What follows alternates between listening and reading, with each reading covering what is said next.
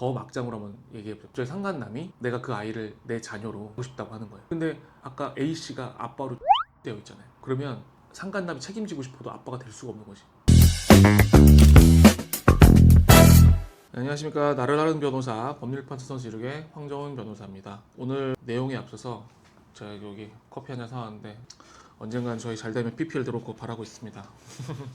오늘 얘기해 볼 건 얼마 전에 저희 가족들 또 지인들하고 얘기를 나눴던 것 중에서 실제 방송에 나왔던 사례를 좀 물어보더라고요. 사실관계는 뭐 아시는 분들 아실 수도 있겠는데 궁금한 이야기 Y, JTBC 사건반장 이런 데 나왔던 건데 아내가 불륜을 저질렀어요. 그러니까 법률은 부부였는데 아내분이 불륜 저질러서 가출했어요. 같이 살지 않았는데 어느 날 아내가 위독하다고 연락을 받았더니 불륜 과정에서 상간남의 아이를 임신했고 출산 과정에서 아내가 사망한 거예요. 근데 그 출산할 때 그 상간남은 있지도 않고 그런 상황에서 출산한 아이만 덩그러니 남게 된 거죠. 자, 그런데 이 병원에서 법률론 남편, 편하게 이제 A씨라고 할게요. A씨한테 이 아이가 당신의 아이니 출생등록도 해야 되고 돌볼 의무가 당신한테 있으니 이 부분을 행정적으로 해결해 달라고 요구를 했고, A씨는 너무 황당하잖아요. 처음에 아내가 가출해가지고 생사도 모르다가 애를 낳았는데 상간남의 애가 분명한데 자기 아이라고 하니 요런 게 좀 논란이 됐었던 사건인데, 아내와 남편의 사이가 그 산부인과에서 연락이 왔을 당시에 이혼이 확정이 됐고 확정 판결을 받기 직전이었대요. 그래서 남편 입장이 더 억울하게 보인 상황이었대요. 요 케이스가 이해가 안 되신 분이 너무 많으신 것 같아가지고 어떤 법이 적용이 돼서 이렇게 됐는지 좀 설명 드리려고 왔어요. 그리고 왜 이런 일이 벌어졌는지까지만 알면 좀 너무 답답하잖아요. 최종적으로는 억울한 A씨가 어떻게 구제받을 수 있는지까지 말씀드릴게요. 자, 이게 왜 그렇게 되냐면 민법 844조에 친생추정 관련된 규정이 있거든요. 민법 제844조 제1항이 아내가 혼인 중에 임신한 자녀는 남편의 자녀로 추정한다. 또 내용이 보면 혼인 성립한 날로부터 200일 후에 출생한 자녀 또는 혼인 관계가 종료된 날부터 300일 이내에 출생한 자녀는 모두 혼인 중에 임신한 것으로 추정돼서 또 법률상 남편의 자녀로 추정된다. 이렇게 규정하고 있는데, 이게 뭐냐면 민법이 사실 되게 예전에 만들어진 거죠. 이 규정은 되게 옛날부터 있었거든요. 일단 아이가 출생하면 혈연관계 진실성 이런 것보다는 어쨌든 아이를 보호하자, 그래서 이 제도권 안에 아이를 일단 들어오게 하자 정한 거죠. 구체적 타당성보다는 A씨 같은 경우에 억울함을 달래기보다는 어른이니까 일단 아이부터 살리자는 취지로 만들어 놓은 거예요. 왜냐면 민법이 만들어질 때 50년대 60년대 이때는 지금보다 유전자 검사할 수 있는 상황도 많이 없고 가족관계 등록부라든가 그때는 이제 호적이었죠. 그런 것들도 좀 불명한 시기가 많았는데, 태어났는데 아무도 자기 아이라고 안 한다고 하면 보호받을 수 있는 영역에서 제외돼 버리니까 그런 걸 막기 위해서 이렇게 해놓은 거죠. 그 다음에 또 구조 좀 살펴보면 이제 혼인이 성립한 날로부터 200일 후에 출생한 자녀는 상황을 나눠볼게요. 혼인 중에 혼인을 하고 1년 정도 신혼 기간이 지나고 보통 자연스럽게 임신돼서 2년 또는 3년 내에 출생했다 이러면 아무 문제가 없죠. 그런데 요즘은 축복이라고 하면서 혼전 임신으로 하는 경우가 있는데 10개월 동안 임신 기간이랑 안 맞고 그런 거를 다 고려해서 혼인 성립한 날로부터 200일 후에 출생한 건 혼인 중에 한 걸로 추정돼주고, 그 다음에 이혼하고 나서 출생한 거는 혼인 전에 성관계라든가 이런 것들이 있을 수 있었기 때문에 이것도 혼인 중에 출생한 자로 추정해서 그 이혼했더라도 남편의 자녀로 추정된다. 이렇게 되는 거죠.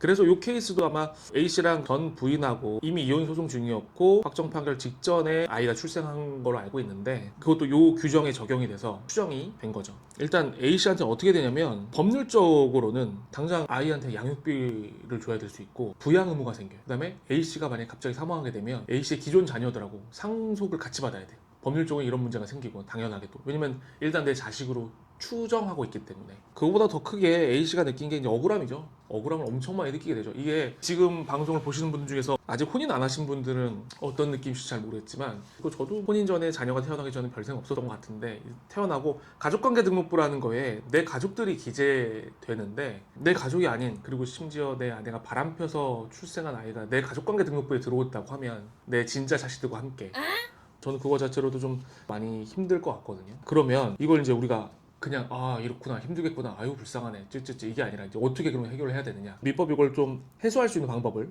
마련해 놓은 게 친생 부인의소예요. 내 애로 추정되는 거 맞는데 진짜 얘는 내 아이가 아닐 수밖에 없다. 자, 그 대표적으로 예를 들면 요즘은 유전자 검사 활발하니까 유전자 검사해 봤더니 혈연 관계가 전혀 없다. 전혀 다른 남자의 아이다. 특별자가 있고 또 예전에 유전자 검사 활발하지 않을 때도 나왔던 게 남편이 예를 들어서 감옥에 수감 중이었어요. 그런데 갑자기 아이가 출생했어. 그럼 절대 이거는 남편과 아내 사이에 성관계가 있을 수가 없는 상황이었잖아요. 그런데 아이가 출생하면 당연히 이제 친생 부인 해소를 할 수 있었고 또 하나는 뭐 외국에 있었다. 남편은 2년 동안 외국에 나가서 한 번도 입국한 적이 없는데 갑자기 아이가 출생했다. 이런 것처럼 절대적으로 혼인 관계 중에 출생할 수 없는 관계가 아니다. 이렇게 밝혀지면 친생 부인 해소를 통해서 내 자녀가 아니라고 할 수가 있는 거죠. 실제로 이 사례에서도 남편이 친생 부인의 해소를 했어요. 근데 실제 사건에서는 병원이 남편을 아동 유기 형사 고발을 한 걸로 알고 있어요. 병원 입장에서는 어쩔 수 없었을 거야. 아마 고발 의무가 있고 치료를 해야 되는데 치료에 대해서 책임지는 사람이 없는데 그때까지만 해도 법률적 보호자는 A씨로 되어 있었기 때문에 친생 부인의 소와 함께 경찰 단계에서도 이 사람한테 부양무가 없다고 판단해서 처벌받지 않은 걸로 알고 있고 다행히 억울한 상황은 없었던 것 같아요.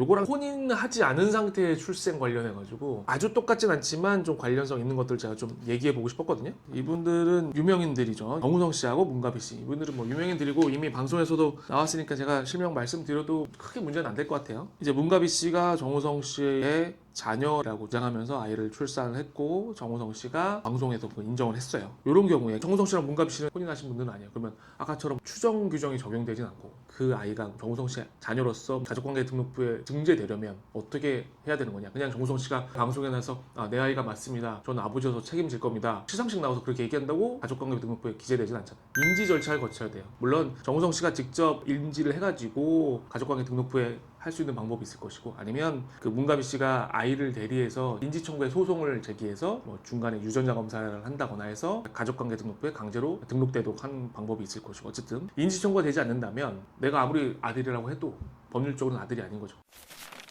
또 비슷한 거는 이지영 씨 사건도 있죠. 이지영 씨 사건은 혼자서 전혼 배우자 부부일 때 만들어 놓은 냉동 배아를 이지영 씨가 독자적으로 이식을 하셔가지고 출산을 하셨나 그때 출산하신 거지. 예. 이것도 사실은 같은 내용이에요. 전 남편 그분도 오빠로서 도의적 책임을 다한다 이렇게 말씀하셨던 것 같은데 같은 케이스예요. 결국에는 이거는 생물학적 아버지인 건 너무나 명백하죠. 이미 혼인 부부일 때 배아를 만들었으니까. 하지만 법률적으로는 아버지가 아니에요. 이 사람도 인지를 해야 돼요. 근데 변호사님 냉동 배아인 경우에는 신생 추정 법칙이 적용이 어떻게 되나요? 적용 안 되죠. 지금 냉동 배아를 물어보셨는데 네. 이게 사람이 태어난 걸로 봐요. 출생이니까. 네. 사람은 형법에서는 엄마가 진통이 시작할 때 사람으로 보고 우리가 얘기하고 있는 민법에서는 완전히 출생해야 완전히 나와야 그때 사람으로 봐요. 완전 노출돼야. 그렇기 때문에 출생이 지금 이혼하시고 한참 뒤에 됐겠죠. 당연히 이거는 결국엔 뭐 친부가 인지하지 않으면 법적인 친자관계 성립되지 않는다. 추가적으로 하나만 더 얘기하면 예를 들어서 첫 번째 케이스 A씨 사건 거기서는 사실 상간남이 나몰라라 했어요. 아이에 대해서. 자 그런데 우리가 진짜 더 막장으로 한번 얘기해볼게요. 막장이라기보다는 더 꼬인 사건. 저희 상간남이 내가 그 아이를 내 자녀로 인지하고 싶다고 하는 거예요. 아까 말씀드린 혼인 관계가 아니면 인지를 해야 된다고 그랬잖아요. 내 아이를. 근데 아까 A씨가 아빠로 지금 추정이 되어 있잖아요. 그러면 상간남이 책임지고 싶어도 아빠가 될 수가 없는 거지. A씨와 그 아이와의 관계를 법적으로 풀지 않으면. 자신의 아이를 데리고 올 수 없다는 거죠? 없게 되는 거죠. 그래서 원래는 친모가 살아있을 때는 친생자 관계 부존재 확인의 소송이라든가 이런 걸로 해서 그걸 깨줘야 되는데 여기는 이 아이와 아무 관계가 없거든.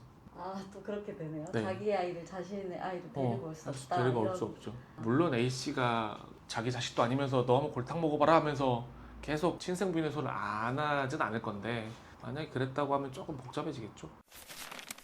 오늘 준비한 내용은 여기까지고요. 사실 매번 제가 이혼 사건도 그렇고 오늘 방송 준비하면서 느끼는 게 아이들 얘기만 들어오면 제가 마음이 진짜 무거워요. 애들은 아무 잘못도 없고 여기 A씨 케이스에서도 태어난 아이가 자기도 알지도 못하는데 엄마 돌아가셨고 자기 생물학적 아버지는 나 몰라라 하고 법률상 아버지로 된 사람은 나를 정말 미워할 것이고 흔히 얘기하는 무슨 삿바줘야라고 하는데 삿바줘야 아니라고 하는데 뭐 저게 옳다 그르다 문제 그런 걸 떠나서 정리하고 아이 출산했으면 좋겠어요. 정리는 하고 애들에 관련된 거는 좀 깔끔하게 하고 있으면 이게 남아있는 사람이 너무 힘든 것 같아요. 정리하실 때는 저한테 오시면 됩니다.